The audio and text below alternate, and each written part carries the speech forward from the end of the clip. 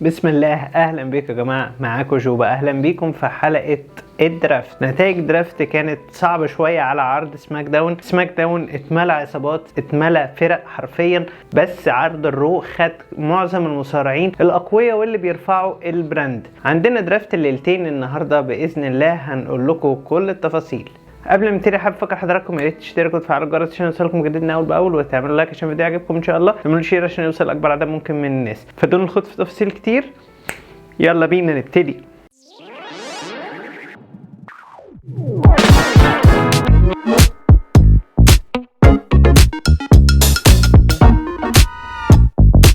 اول ليله معانا النهارده هي ليله سماك داون، الليله الاولى. رومان رينز وسولو سيكوا الى سماك داون كان اختيار طبيعي ومنطقي، لان رومان رينز بيرفع من مشاهدات سماك داون، وده اساسي. لازم يكون الترايبل شيف اللي تألق في سماك داون يفضل في سماك داون ما يمشيش. نيجي بقى للتاني، كودي رودز الى عرض الرو. كودي رودز العرض الرو انا كنت شايف المفروض يبقى في سماك داون عشان يكمل عداوته مع رومان رينز، بس واضح ان تريبل اتش شايف اللي احنا شايفينه، ان كودي رودز لسه مش قد رومان رينز حاليا، فبالتالي لازم يكون خارج المنافسه حاليا مع رومان رينز، فيفضل في الرو. بيانكا بيلير بطلة السيدات لعرض الرو الى سماك داون، اختيار غير منطقي تماما، ومش معجب بفكره تبادل الالقاب اللي هتحصل ما بينها وما بين ريا ريبلي. بيكي لينش الى عرض الرو، درافت منطقي تماما. ايجي الى سماك داون، لازم ايجي يختم مسيرته في سماك داون، لان سماك داون شهد تألق ايجي على مدار السنين ويستحق انه يفضل فيه، وعلى الاقل يبقى فيه مصارع قوي ضد رومان رينز في الفتره القادمه.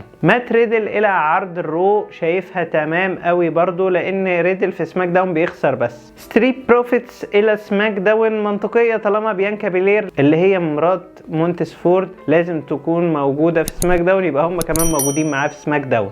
درو ماكنتاير الى عرض الرو، شايفها كويسه جدا كانتقال، لان درو ماكنتاير بالفعل في سماك داون فشل ذريع، ويحتاج ان هو يبقى متواجد في الرو عشان هيبقى التوب ستار في الرو، وده معناه ان هو بيقترب ان هو يجدد عقده مع WWE. العكس بقى تماما بيحصل، ان بابي لاشلي بيتجه لسماك داون، وده اختيار كويس جدا، لان سماك داون بيتفرغ من النجوم حرفيا، فلازم يكون بابي لاشلي متواجد لموازنه الكفه شويه. ذا ميز الى عرض الرو، ده طبيعي ومنطقي وبنشوفها كتير يعني. الاو سي بايجي ستايلز في سماك داون، ده درافت جميل جدا، لان عصابه الاو سي هتبدع في سماك داون، خصوصا ايجي ستايلز، لان هم كعصابه ما نجحوش قوي في عرض الرو، يعني كانوا يعتبر مهمشين تماما. شينسكي ناكامورا العرض الرو، بيقول لك ان شينسكي ناكامورا جاي له مخططات قويه جدا في الفتره القادمه، على الله بس ما تتلغيش، لان واضح ان شينسكي ناكامورا بما انه خرج بره سماك داون هيكون مهم في عرض الرو من التوب ستارز. فريق دامج كنترول العرض سماك داون، ولا شايف اي لازمه ليها، وكان المفروض يبقى الفريق ده في عرض الرو مش في سماك داون.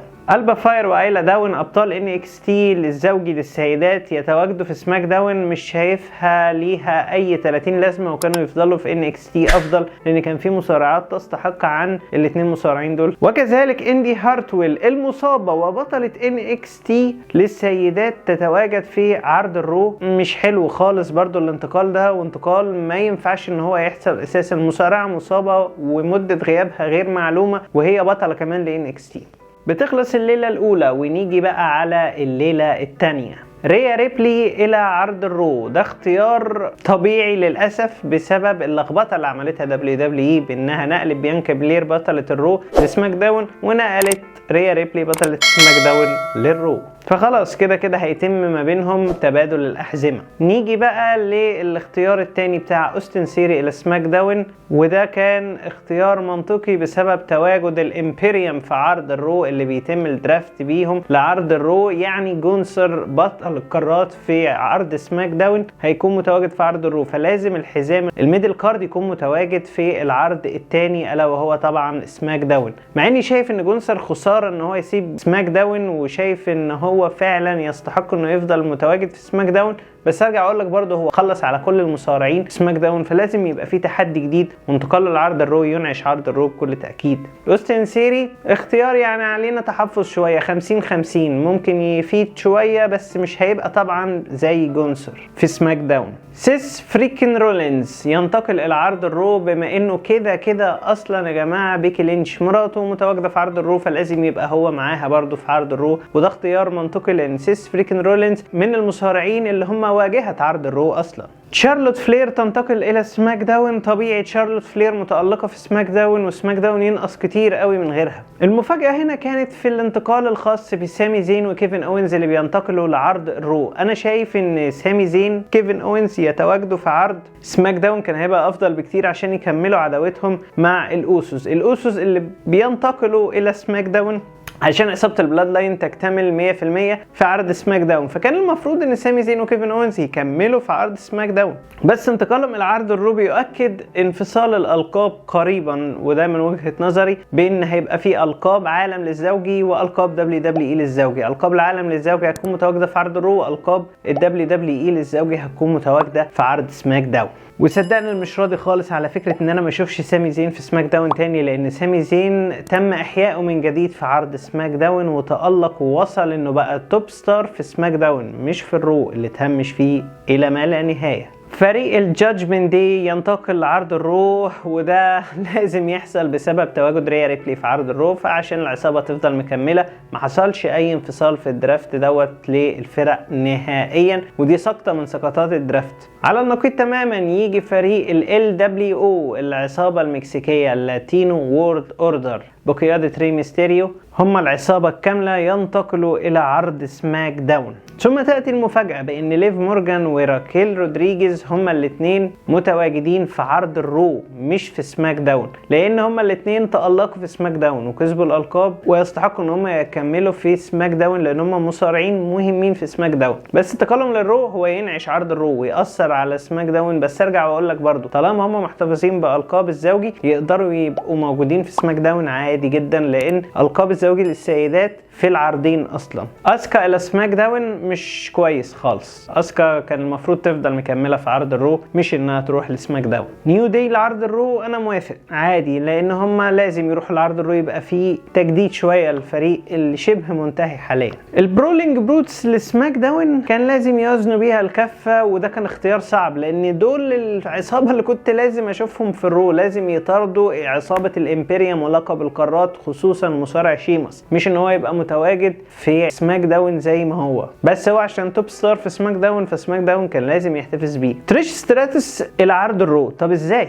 ما دي هول اوف فيمر. ده معناه ان تريش ستراتوس لحد دلوقتي هي معاها عقد كامل مع WWE، بمعنى اصح كده مش ظهور شرفي ولا ظهور مؤقت، لا هي مكمله، ده عقد كده طالما هي بقت متواجده في عرض الرو. ممكن يكون العقد ده لمده سنه ولا حاجه. كارين كروس الى سماك داون ده فشل ذريع، لان كارين كروس فشل تماما في عرض سماك داون ومش واخد اي فرصه. ده انا قلت عرض الرو ممكن يديله فرصه انه يطلع لقدام، تواجده في سماك داون ممكن يخليه يطرد بعد كده لو ما خدش اي فرصه. روندا روزي وشينا بيزلر العرض الرو ده اختيار برضو منطقي جدا، لان بكل بساطه يا جماعه هم بيطاردوا القاب الزوجي وابطال الزوجي متواجدين في الرو حاليا، فلازم هم يطاردوه.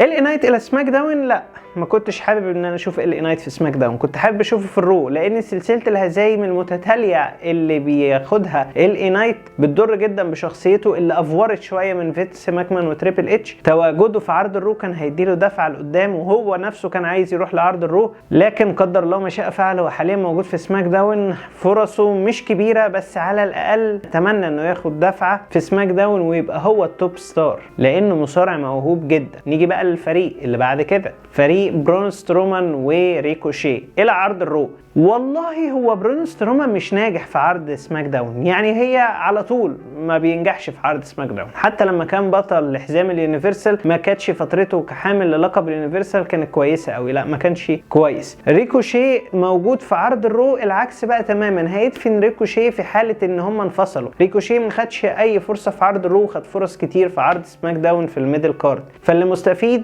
من الانتقال ده هو برون سترومان مش ريكوشي خالص. لو هما الاثنين ظلوا كفريق ده في مصلحه ريكوشي. نيجي بقى الاختيارين اللي ما لهمش اي 30 لازمه. شوتسي بلاك هارت الى سماك داون. عادي. برونسون ريد يظل في عرض الرو عادي برضو ومش مهتم. بريتي ديدلي موجودين في سماك داون، فريق فعلا يستحق ان هو يكون متواجد عشان يكمل فكرة فرق الزوجي والعصابات المتواجدين في سماك داون، وبالتالي كان لازم ينتقل الفا اكاديمي الى عرض الرو وريك بوجز الى عرض سماك داون زي ما هو. كاتانا تشانس وكايدن كارتر الاثنين ان هم يكونوا متواجدين في عرض الرو، صدقني مش مهتم، لان الاثنين افضل شيء ليهم ان هم يبقوا متواجدين في NXT، ولو يتصعدوا لسماك داون مش الرو هيتدفنوا فيه. كاميرون جرايمز تو ذا مون بيبي هيكون متواجد في عرض سماك داون، وده نجم فعلا يستحق انه يبقى متواجد في عرض سماك داون، نجم مهم جدا في NXT من ايام البلاك اند جولد براند، وخد اخر ايامها صاحب حزام $1,000,000، يستحق ان هو يكون متواجد في سماك داون. نيجي بقى للعصابه اللي بتنتقل كلها لعرض الرو، عصابه زاوي، جوني جارجانو، كانديس ليراي، ديكستر لوميس، هم الثلاثه هيبقوا متواجدين في عرض الرو، وطبعا هتنضم ليهم بعد كده اندي هارتويل.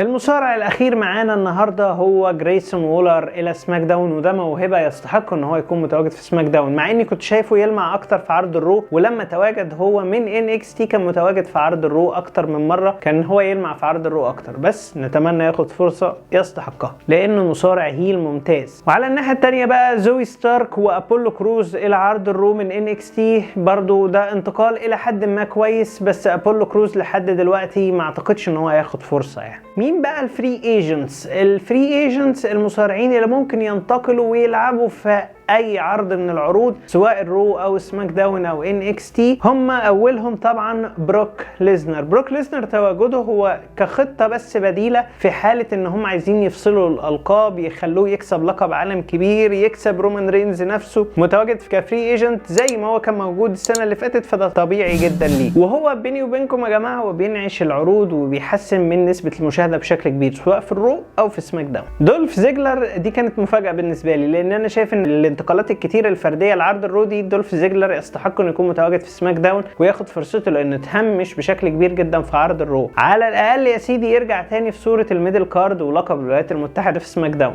مصطفى علي كفري ايجنت ده طبيعي جدا، لان مصطفى علي ملوش اي دور، وانسب عرض ليه حاليا انا شايفه انه يروح NXT. بارون كوربن والياس الاثنين المهدور حقهم، الاثنين اللي فعلا مواهب وتستحق ان هم يكونوا متواجدين بصوره مستمره او في عرض ثابت ليهم يتألقوا فيه. هما الاثنين بقوا دلوقتي هيتلطشوا ما بين العروض، سواء بارون كوربن او الياس ما بين الثلاث عروض، هما ونصيبهم بقى، ده لو ما تمش طرد مصطفى علي، دولف زيجلر، والياس وبارون كوربن من WWE. سيدريك الكسندر وشيلتون بنجامين ده اختيار منطقي جدا ان هم يبقوا فري ايجنتس، لان ده فريق بديل لاي فريق مصاب، واي عداوه انت شايفها تبقى مهمه في العرض الفلاني سواء الرو او سماك داون هتلاقي سيدريك الكسندر وشيلتون بنجامين بيسدوا بشكل مميز جدا. اوموس انه يبقى فري ايجنت مش هتفرق، هو محدش عايزه اصلا، وبالفعل كل التقارير كانت كاتبه ان مفيش حد عايز اوموس خالص سواء الرو او سماك داون او NXT. وبس كده يا جماعه، دي كانت حلقتنا، اتمنى اكون اشتغلت على حضراتكم، واتمنى تشتركوا وتفعلوا الجرس عشان يوصلكم جديدنا اول باول، وتعملوا لايك لو الفيديو عجبكم، وتعملوا شير عشان يوصل اكبر عدد ممكن من الناس. بحبكم كلكم وشكرا ليكم كلكم، يلا سلام.